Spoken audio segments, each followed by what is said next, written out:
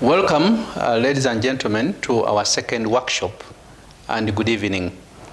If you recall, when we met last time in workshop 1, we discussed the concept of getting a sense of the PhD terrain. And these are workshops, these are PhD seminar series in business management, if you recall. And this is our second workshop dealing with getting a sense of the PhD terrain. And this is the second part. In this lecture, we shall be a little bit, we won't actually take a long time. We shall be a bit brief, but I hope you have had an opportunity to read the books that I gave you.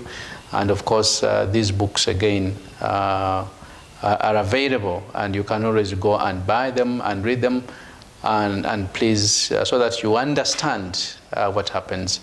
So as we are undertaking this workshop, recall, our topic is getting a sense of the PhD terrain, but specifically during this material time, we are handling the realities of a PhD journey. So what are those realities of a PhD journey? Because you need to understand the realities. And I want to go through these things very fast so that you understand where you are. I want to say that completing the PhD thesis process successfully brings enormous excitement, what you call exhilaration. The deeper your education, the more it will change you. And therefore, your major objective should be really to get the best experience from this program, and for you to be able to pick as much as you can pick. That's why it is important to choose carefully what you study and with whom you are going to study this. Now, when we think about writing a PhD thesis, we may envision a person seated at a computer for long hours, creating hundreds of pages of text, surrounded by stacks of books and documents. While this is an appropriate image, ladies and gentlemen, it clearly does not capture the totality of the PhD experience. You only have bits of it. And in fact, it represents only a small part, as you can see, perhaps 10% of all that goes into writing the PhD thesis. And many who have gone through the process comment that only those who have been there could understand what it is like to undertake a PhD. Now, to facilitate your understanding, we will look at the metaphors which pepper the conversation of doctoral students. And these metaphors will bring out the picture of what it actually means to undertake a PhD. And these are experiences of previous PhD students that have been documented, and you need to know what students think and how they have thought about this entire process. Now, of course, what are these metaphors for PhD thesis writing? Now, PhD thesis writers frequently describe the process through powerful images and metaphors. Now, they vividly convey the intensity of the experience and the strong emotions, both positive and negative, involved in the process. Now, I'll tell you that some PhD student will consider the process, the PhD process, to be much like a Byzantine maze. Now, of course, from this metaphor, this suggests that there are many paths with high bushes separating them, yet no maps or even clues, no knowledgeable guidelines to lead from entrance to exit, ladies and gentlemen. So a candidate may go on seemingly endless treks, right? Never confident of finding the way out. In fact, others have used the analogy of a forest, that when you get into the forest and you get lost at the end of the day and you fail to find your way out, that is what probably a PhD is like. So it's more or less like taking a forest walk and you get into there and you fail to come back. And what they refer to as a forest are those stacks of journal articles and the books that they have to read, understand, conceptualize, and of course the numerous drafts that are also written. Now others talk of all the hurdles to be mounted, all the hoops to jump through. They seem to connect PhD thesis writing with competitive races, where there are numerous fixed human-created obstacles which the participants need to mount successfully. The hurdles are strategically placed obstacles, making the path to be traveled intentionally difficult. And these are the ideas of students. They think that the hoops may change in size and location. Implicitly too, there is one predetermined acceptable goal and route to be followed. And of course, in this case, the students also think that malevolence, and this is now malice, is inherent in this model, suggesting that those in charge of the PhD program intentionally seek to make the process very difficult. Remember, these perspectives are from students. Now, those who are strong-willed, stubborn, and tenacious will prevail and succeed, and that's their thinking. Now, of course, the third analogy or metaphor that we can borrow in this case, some students have described this PhD journey as more or less similar to mountain climbing, running the rapids, and running a marathon, and of course, not really possibly making it to the end, and only the strong ones make it. Now, of course, you can see from this particular analogy that while there are challenging physical exercises, much like mountain hurdles, they differ in that the challenges in this case are naturally occurring, not intentionally created, as in our second case. And there's a sense that the individual is testing and challenging herself or himself to try more difficult activities, seeking to enhance his or her record. Now, in this metaphor, there's neither the necessity for competition with others nor a malevolent connotation. So malice is not really abound in this case. So the individual who succeeds in climbing the mountain is pleased at having met a self-established challenge. The fourth analogy is where some other students talk about the PhD thesis procedure as a game. They are focusing on the fixed end and the identification of winners and losers in the process. In addition, there is always the possibility of playing another round with the new winners. Frequently, there is an illusion in this case, insinuation to the fact that although this is a game, the rules either were not explained at the outset, and of course, maybe they are constantly changing. Now, in this metaphor, the PhD thesis writer considers herself or himself to be a victim subject to others' rules with no power or control. Now, the fifth analogy, again from the PhD students, is that some have created a Katz and ladders drawing to convey their sense of the complexity of the PhD process. So they consider the PhD thesis process to be an uphill battle. There are numerous ladders which represent the support from the doctoral committee and peers, and the Katz represent the gatekeepers and distractions, as you can see from life, that sidetracks their progress. Now, for those who persevere again, there is the oral defense and then a time to celebrate. And you can see here that although children are known to play Katz and ladders for hours, the connection with the PhD thesis process is perhaps a cynical one, suggesting that the PhD thesis is one more of life's games. Now, another analogy, and of course metaphor, that some of the PhD students have used to describe the entire PhD process is that the doctoral process uses a gardening. Of course, these students use a gardening analogy in this case.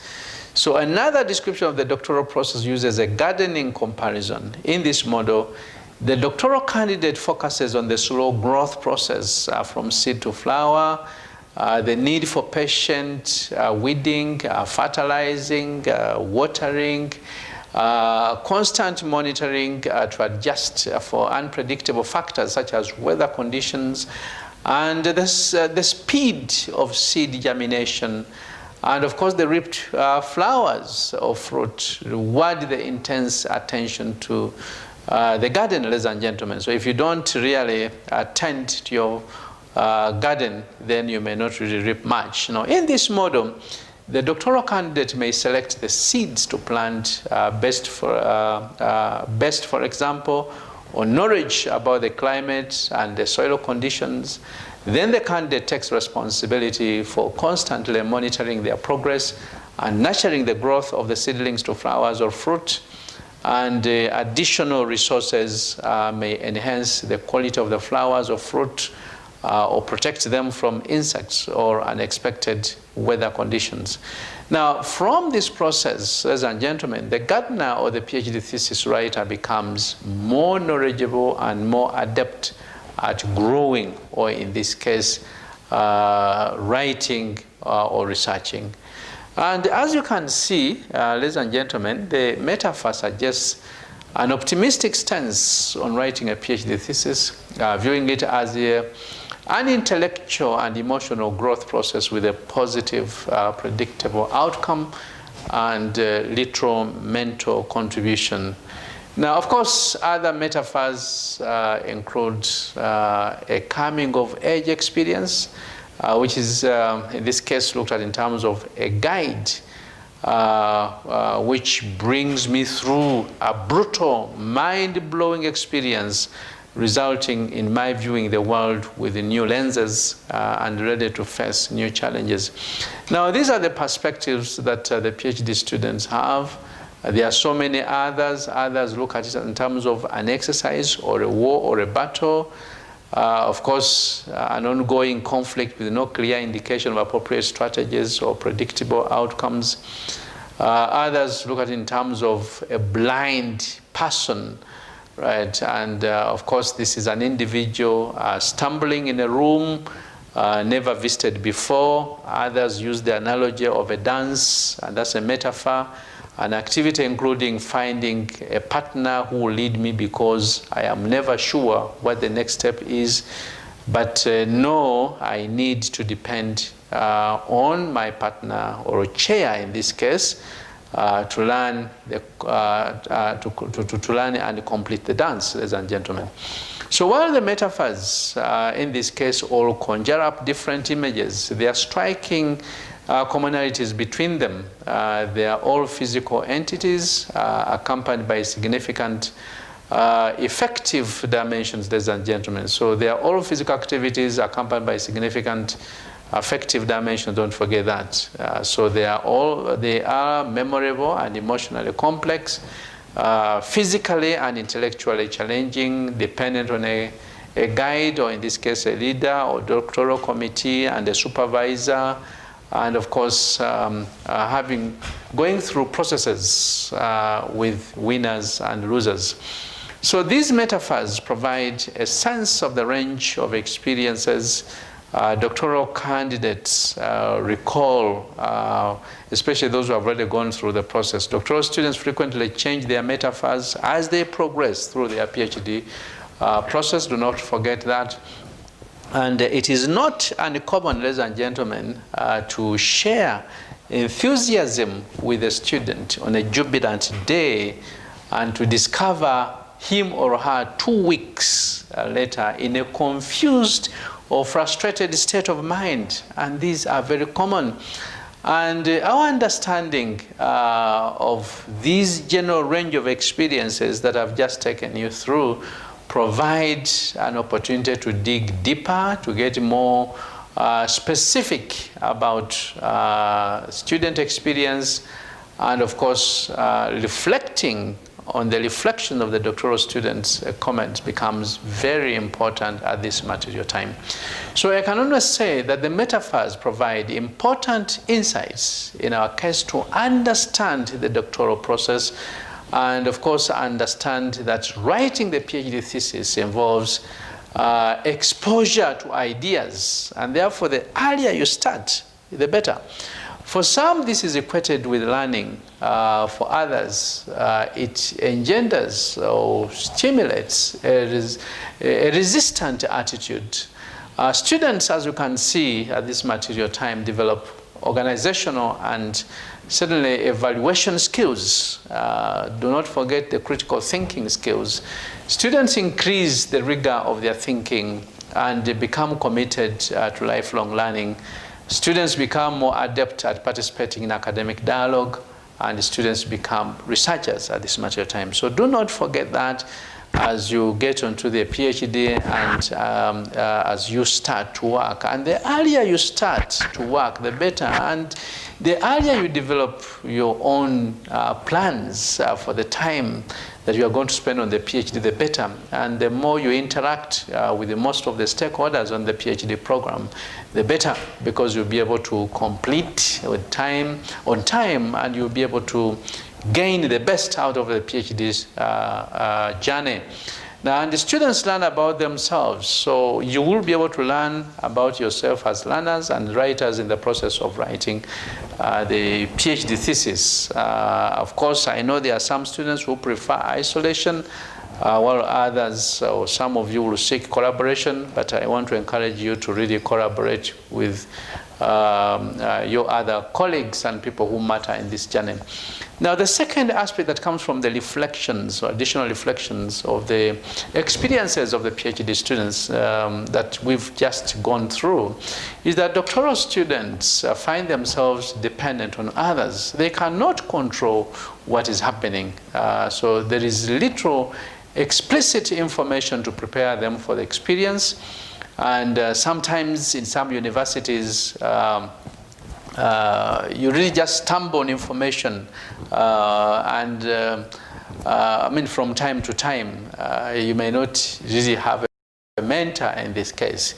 So, and this is actually more or less reflected in the statements that students make when they actually complain or explain their when they explain their frequent complaint. No one ever told me. There are unstated rules, and rules which change unpredictably.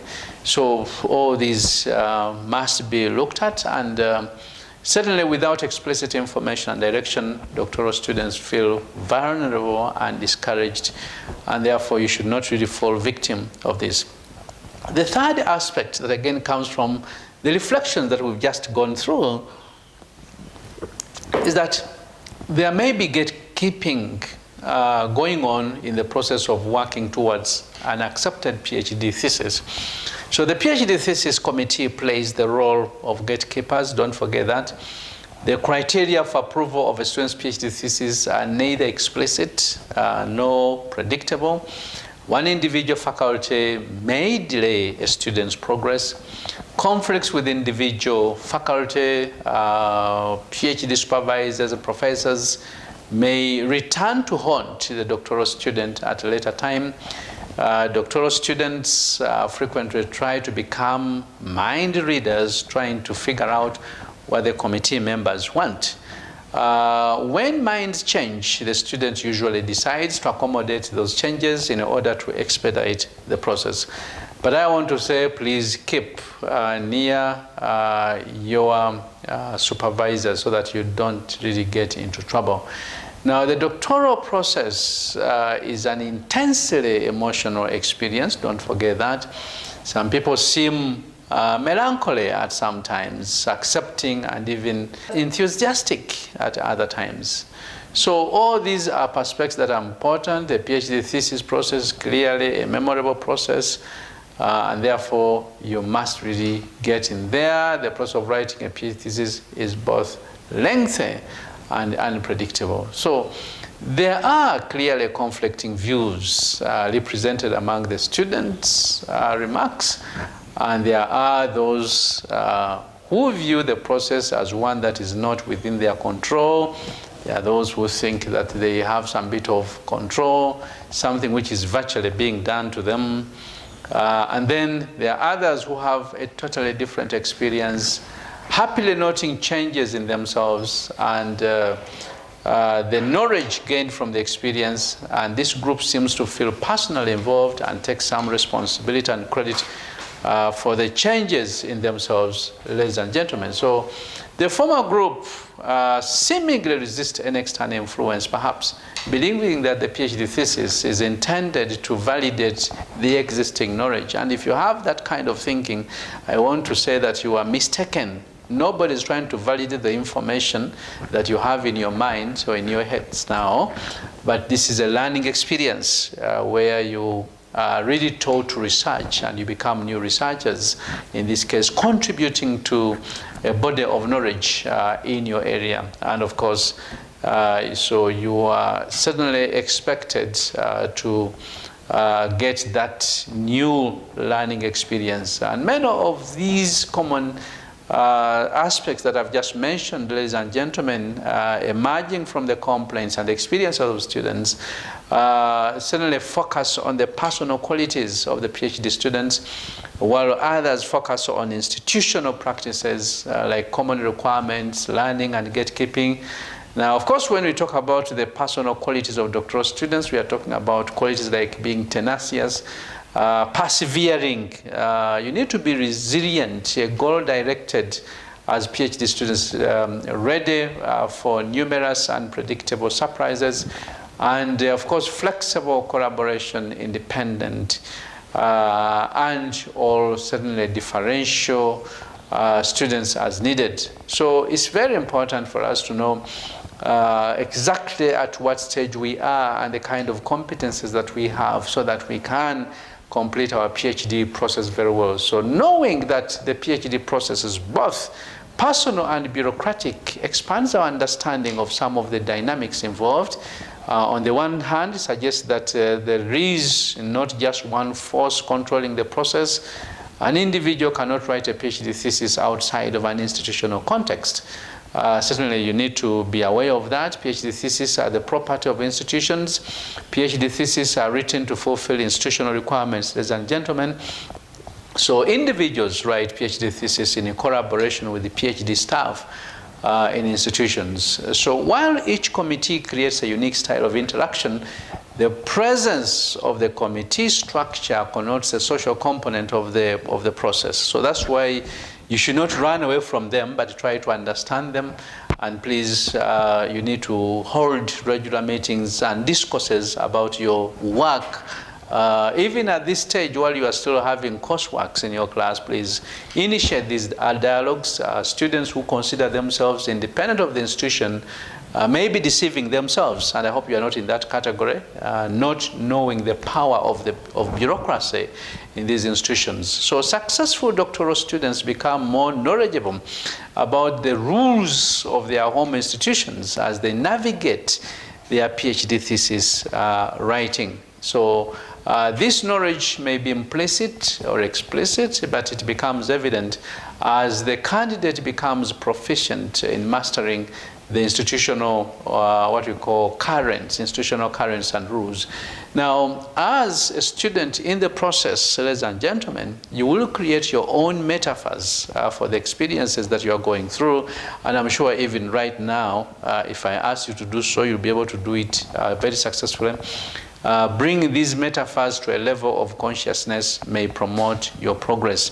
As you consider these metaphors, it might be advantageous for you to contemplate metaphors that contribute to your progress as well. For example, if you flourish in circumstances where you feel victimized and totally dependent on others, then consciously choose to use the metaphors which reflect the behavior.